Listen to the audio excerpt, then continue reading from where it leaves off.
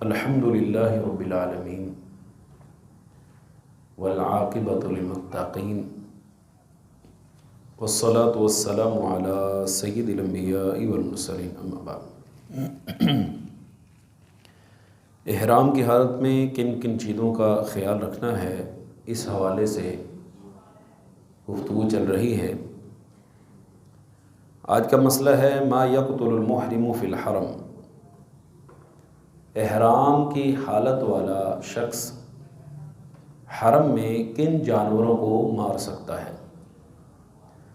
عن عائشہ رضی اللہ عنہا ان رسول اللہ صلی اللہ علیہ وسلم قال، ام المؤمنین سیدہ عائشہ رضی اللہ عنہا سے مروی ہے کہ رسول اللہ صلی اللہ علیہ وسلم نے فرمایا، خمس من الدواب کلہن فاسق یقتلن فی الحرم، 5 جانور ایسے موذی ہیں، اذیت دینے والے ہیں، تکلیف دینے والے ہیں کہ ان کو حرم میں بھی مار دیا جائے۔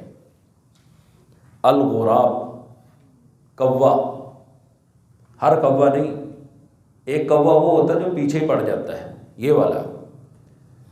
والحدہ، اور چیل، اس کو بھی حرم کی حالت میں مارا جا سکتا ہے۔ والعقرب، اور بچھو۔ والفأرۃ، اور چوہیا۔ والکلب العقور، اور کاٹنے والا کتا۔ یہاں پہ ان 5 جانوروں کا تذکرہ ہے۔ یہ بات یاد رکھیں، ایک قاعدہ کلیہ اور اصول ضابطہ یاد کر لیں۔ ہر وہ جانور جس کے کاٹنے سے موت کا اندیشہ ہو، انسان کے مرنے کا ڈر ہو، وہ احرام کی حالت ہو، وہ حرم کی حدود ہو، حتیٰ کہ نماز کی حالت ہو، اس میں بھی اس کو مارا جا سکتا ہے۔ نماز کی حالت میں بھی اس کو مارا جا سکتا ہے، کیونکہ وہ جانور اذیت دینے والا ہے، موذی جانور ہے، ممکن ہے کہ اس کے کاٹنے سے انسان کی موت واقع ہو جائے، لہذا زندگی بچانا ضروری ہے۔ نماز کی حالت میں بھی اس کو قتل کیا جا سکتا ہے۔ نبی کریم صلی اللہ علیہ وسلم کے زمانے میں یا بعد کے ادوار میں بھی، جبکہ ایک ویران جگہ ہوتی تھی، یعنی مدینہ طیبہ ارد گرد بہت سارے موذی جانور ہوتے تھے، تو لوگ اپنے ساتھ نیزہ رکھتے تھے۔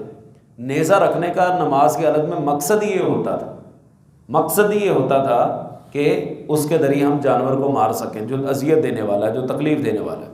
حتیٰ کہ جب بول و براز کے لیے نکلتے تو تب بھی نیزہ لے کر جاتے، 2 کاموں کے استعمال کے لیے، ایک تو زمین کو نرم کرنے کے لیے، اور دوسرا اگر بول و براز کرتے وقت کوئی جانور نکل آئے تو اس کو مارنے کے لیے نیزہ ساتھ رکھتے تھے۔ تو ان جانوروں کا عدد جو ہے وہ مراد نہیں، تعداد مراد نہیں کہ ان 5 کو مارا جا سکتا ہے، اس کے علاوہ اور نہیں۔ اگر یہ حدیث آ رہی ہے اس حوالے سے، یہ دیکھیے ذرا، اب دیکھیے کہ ان 5 جانوروں میں اس کا تذکرہ نہیں، یعنی کہ سانپ کا۔ عن عبداللہ رضی اللہ عنہ قال، بینما نحن مع النبی صلی اللہ علیہ وسلم فی غار بمنن، عبداللہ بن مسعود رضی اللہ تعالیٰ عنہ بیان کرتے ہیں کہ ہم نبی کریم صلی اللہ علیہ وسلم کے ساتھ مینا کی ایک غار میں تھے، اذ نزل علیہ والمرسلات، اسی اثناء میں آپ صلی اللہ علیہ وسلم کے اوپر سورۃ المرسلات نازل ہوئی۔ وَإِنَّهُ لَيَتْلُوهَا، اور آپ صلی اللہ علیہ وسلم اس کی تلاوت فرما رہے تھے۔ وَإِنِّي لَأَتَلَقَّاهَا مِنْ فِيهِ، اور میں آپ سے سن کر یاد کرنے لگا۔ وَإِنَّ فَاهُ لَرَطْبٌ بِهَا، اور آپ کا روح مبارک تلاوت سے ابھی تر و تازہ تھا۔ اذ وثبت علینا حیۃ، کہ اچانک ایک سانپ ہم لوگوں پر کودا۔ فقال النبی صلی اللہ علیہ وسلم، اقتلوها، اس کو قتل کر دو، اس کو قتل کر دو۔ فابتدرناها، ہم نے جلدی کی کہ اس کو ماریں۔ فذهبت، لیکن وہ چلا گیا، وہ وہاں سے بھاگ گیا۔ آپ کو پتہ ہے سانپ کی چال بڑی تیز ہے جی، بظاہر ایسا لگتا ہے جیسے اس کو کچھ بھی نہیں لگا، لیکن اس کی رینگنے کی سپیڈ اتنی ہے کہ انسان آنن فانن دیکھتا ہے وہ غائب ہو جاتا ہے۔ فقال النبی صلی اللہ علیہ وسلم، وقیت شرکم، تم اس کے نقصان سے بچا لیے گئے، کما وقیتم شرہا، اسی طرح وہ بھی تمہارے ضرر سے، تمہارے نقصان پہنچانے سے بچا لیا گیا۔ مطلب یہ کہ وہ چلا گیا ہے، تو اگر وہاں پہ رہتا تم نہ مارتے تو وہ تمہیں نقصان پہنچا دیتا، اور اگر تم ہمت کرتے تو تم اس کو مار سکتے تھے۔ اب وہ چلا گیا ہے، وہ بھی بچ گیا، تم بھی بچ گئے۔ تو سانپ جو ہے، آپ کو پتہ ہے کہ ہمارا جو خون ہے نا، یہ سرکولیٹ کرتا ہے پورے جسم کے اندر، گھومتا ہے، پورے جسم کے اندر گھومتا ہے، اور یہ سانپ اگر انسان کو کاٹ لے تو اس کا خون منجمد ہو جاتا ہے، جمنا شروع ہو جاتا ہے۔ نتیجہ کیا نکلتا ہے؟ وہ پورے جسم کے اندر خون منجمد ہونا شروع ہو جاتا ہے۔ اب خون کی سرکولیشن جو ہے وہ رک جاتی اور انسان مر جاتا ہے، موت کے منہ میں چلا جاتا ہے۔ کہتے ہیں نا زہر پھیل گیا ہے۔ زہر پھیلنے کا یہ نہیں ہوتا کہ وہ زہر پھیل رہا ہے، اصل میں اس نے خون کو منجمد کر دیا ہے۔ اب وہ خون جیسے جیسے پورے جسم کے اندر، کیونکہ خون گھومتا رہتا ہے، اب وہ گھوم ہی نہیں رہا، تو وہ اس کے اثرات منتقل ہوتے ہوتے ہوتے انسان کے وہ سسٹم ختم ہو جاتا ہے اور وہ خون منجمد ہو جاتا ہے۔ اللہ تعالیٰ اس کے شر سے محفوظ رکھے۔ تو یہاں پہ بھی آپ صلی اللہ علیہ وسلم نے فرمایا کہ اس کو مار دو۔ ان عائشہ رضی اللہ عنہا زوج النبی صلی اللہ علیہ وسلم ان قال للوزغ، آپ صلی اللہ علیہ وسلم نے چھپکلی کی متعلق فرمایا تھا، فویس سے کون کے یہ موذی جانور ہے، لیکن کہتی ہیں کہ ولم اسمعه یامرنا بقتله، لیکن آپ سے میں نے اس کو مار ڈالنے کا حکم نہیں سنا۔ حالانکہ ایک اور روایت کے اندر ہے، ممکن ہے کہ یہ واقعہ پہلے کا ہو اور بعد میں آپ صلی اللہ علیہ وسلم نے اس بات کا حکم دیا تھا، بلکہ آپ نے فرمایا تھا کہ اس کو مارنے کا ثواب ہے، چھپکلی کو مارنے کا باقاعدہ ثواب ہے۔ ایک غالباً سید عائشہ رضی اللہ تعالیٰ کے بارے میں ملتا ہے، کسی صحابی کے بارے میں، انہوں نے تو باقاعدہ چھڑی رکھی ہوئی تھی اس کو مارنے کے لیے، کیونکہ یہ وہی ہے نا جو حضرت ابراہیم علیہ السلام کی اس وقت آگ کے اندر پھونک مار رہی تھی اور چڑیا پانی ڈال رہی تھی، تو اس وجہ سے یہ ویسے بھی موذی ہے۔ اب دیکھیں انسان کراہت محسوس کرتا ہے اگر ہمارے کسی کھانے میں گر جائے یا ویسے یہ، تو یہ انسان کے لیے موذی، تو اس کو بھی آپ نے مارنے کا حکم دیا ہے۔ اب یہ 5 جو جانور آپ نے پیچھے پڑے ان میں اس کا بھی تذکرہ نہیں، تو عرض کرنے کا مقصد یہ ہے کہ کوئی بھی جانور جو موذی ہے، جو انسان کو تکلیف پہنچا سکتا ہے۔ اب چوہیا ہے نا، چوہیا، یہاں پہ بڑی عجیب سی بات آ گئی۔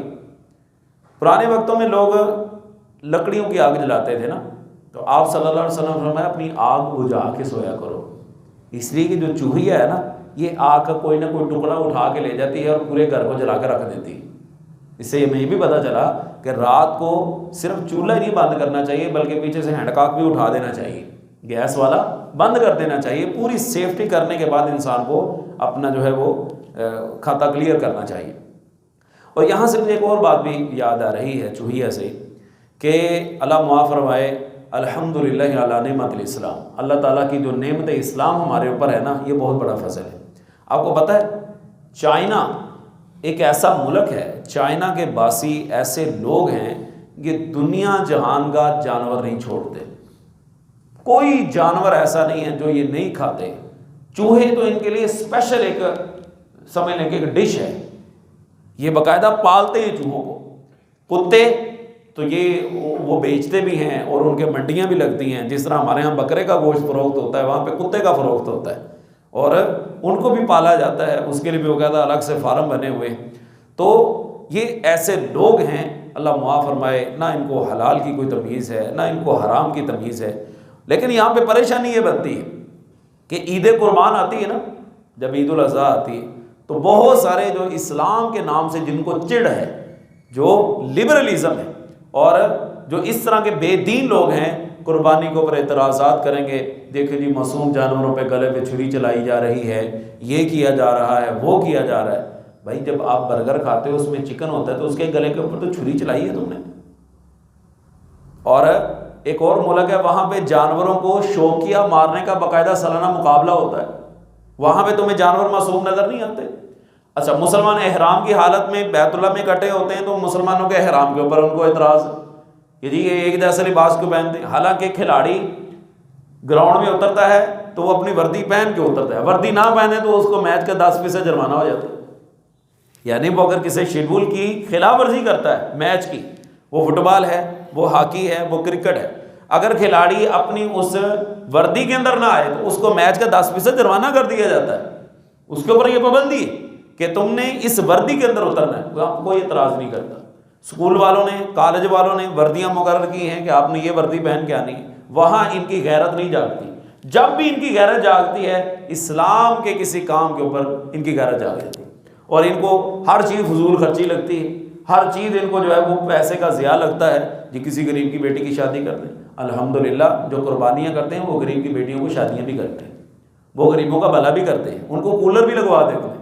حالت ان کی یہ ہے کہ ہاتھ میں 4 لاکھ کا موبائل پکڑ کے 60 لاکھ کی گاڑی میں بیٹھ کے 1.5 करोड़ के होटल में बैठ के कह रहा होता है गरीबों की हिमायत करें, गरीबों की मदद करें।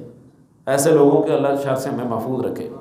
तो अर्ज़ करने का मकसद ये है कि ये वो लोग हैं जो हर जानवर खा जाते हैं। आप कभी यूट्यूब के ऊपर सर्च करके देखें द चाइना एनिमल फेस्टिवल, आपसे 1 मिनट से ज़्यादा वीडियो नहीं देखी जाएगी जो ये हाल जानवरों में करते हैं। ला यहिल्लुल क़िताल बिमक्का, मक्का मुकर्रमा में जंग जायज़ नहीं है। अन इब्न अब्बास रज़ियल्लाहु अन्हुमा क़ाल नबी सल्लल्लाहु अलैहि वसल्लम यौम इफ्ततह मक्का, नबी करीम सल्लल्लाहु अलैहि वसल्लम ने फ़तह मक्का के रोज़ फरमाया था ला हिजरता, अब हिजरत बाकी नहीं। फ़तह मक्का से पहले हिजरत थी, अब हिजरत नहीं। वलाकिन जिहादुन व नियतुन, अलबत्ता जिहाद कायम रहेगा और नियत बाकी रहेगी। यानी जिहाद तो ये बाकी तो है, लेकिन हिजरत अल्लाह के लिए सब कुछ छोड़ देना, ये अब वो जो हिजरत थी फ़ी सबीलिल्लाह वो सिलसिला ख़त्म हो गया है। हाँ, गुनाहों को छोड़ने वाला भी मुहाजिर है। आपने फरमाया है वल मुहाजिर, मुहाजिर वो भी है जो अल्लाह की मासियत को छोड़ देता है। व इज़्ज़तुन फिर तुम फन फिरो, और जब भी तुमसे जिहाद के लिए निकलने का कहा जाए तो निकल खड़े हो। अल्लाह के कलमे को बुलंद करने के लिए, दीन को गालिब करने के लिए, अपनी शोहरत के लिए नहीं, अपनी मशहूरी के लिए नहीं, बल्कि अल्लाह के दीन के गलबे के लिए। आप सल्लल्लाहु अलैहि वसल्लम से पूछा गया कि एक आदमी जिहाद के लिए निकलता है और उसका मकसूद ये है कि मुझे वहाँ से माले गनीमत मिल जाए, तो क्या ये जिहाद है? फरमाया नहीं, ये जिहाद नहीं। जिहाद वो है जो इलाए कलिमतुल्लाह के लिए, अल्लाह के दीन को गलबा पहुँचाने के लिए किया जाए, वो असल जिहाद है। जो नामवरी, जो शोहरत मशहूरी के लिए, लोगों के यहाँ एक अपना नाम बनाने के लिए किया जाए, वो जिहाद नहीं बल्कि वो रियाकारी है। इसी तरह अगला मसला है अल-हिजामतु लिल-मुहरिम, मुहरिम आदमी के लिए पछने लगवाना, हिजामा करवाना कैसा है? आप में से पता नहीं किसी ने हिजामा करवाया कि नहीं। ये बड़ा ही शानदार तरीका है। हिजामा एक बीमारी के इलाज का सिलसिला होता था उस दौर में, जो पछने कहते हैं सींगी लगवाना, इसके 3 नाम हैं, हिजामा करवाना, पछने लगवाना, सींगी लगवाना। सींग लिया जाता था, उसको दोनों तरफ से काट कर, जो उसका मोटे वाला बड़ा हिस्सा होता था वो जिस्म के ऊपर रखकर टक लगाकर उसमें से खून को निकाला जाता था। आज ज़रा वो अपडेट हो गया है, वो कप से आगे हैं, वो जिस्म पे हल्के हल्के ब्लेड से टक लगा के ऊपर कप रख दे, तो उसको थोड़ा सा टाइट कर देते हैं और जो फासिक किस्म का खून होता है वो मादा निकाल लिया जाता है। और ये तरीका आज भी बड़ा शानदार है। तिब का जो मैदान है वो आज भी हिजामे को बड़ा बेहतरीन तस्वुर करता है। हमारे किसी दौर के अंदर जोकें लगती थी, जोकें लगती थी, ये कीड़ा होता था और जिस्म के ऊपर वो रख देते, और जब वो चूस लेता उसको यूं निचोड़ के फिर रख देते, गली में आवाज़ें लगती होती थी जोकें लगवा लें जोकें। अच्छा, फिर एक और चीज़ आपने गौर की होगी, मुझे तो अपने बचपन में ये चीज़ें याद है, हमारे जिस्मों पे फोड़े फिंसियाँ बहुत निकलती थी। ऐसा है ना, अब नहीं निकलती। क्यों? ये फोड़े फिंसियाँ सेहत की अलामत होती थी, गाहे बगाहे निकलती थी, जिस्म का फासद खून वो बाहर निकल जाता था। लेकिन पता नहीं अब हमारी खुराकें ऐसी हो गई, हमारा खाना पीना ही ऐसा हो गया है कि वो अंदर ही अंदर हमें ख़त्म किए जा रही हैं। हम बज़ाहिर सेहतमंद हैं लेकिन अंदर से बिल्कुल खाली। आप किसी भी नौजवान से देख लें, उसको आप कोई काम कहते कहते सीधे बुढ़े हो गए, यानी अभी उसकी उम्र ही क्या है। मेरी 32 साल उम्र है तो हम मुझसे पूछने में कहना मैं बुढ़ा हो गया।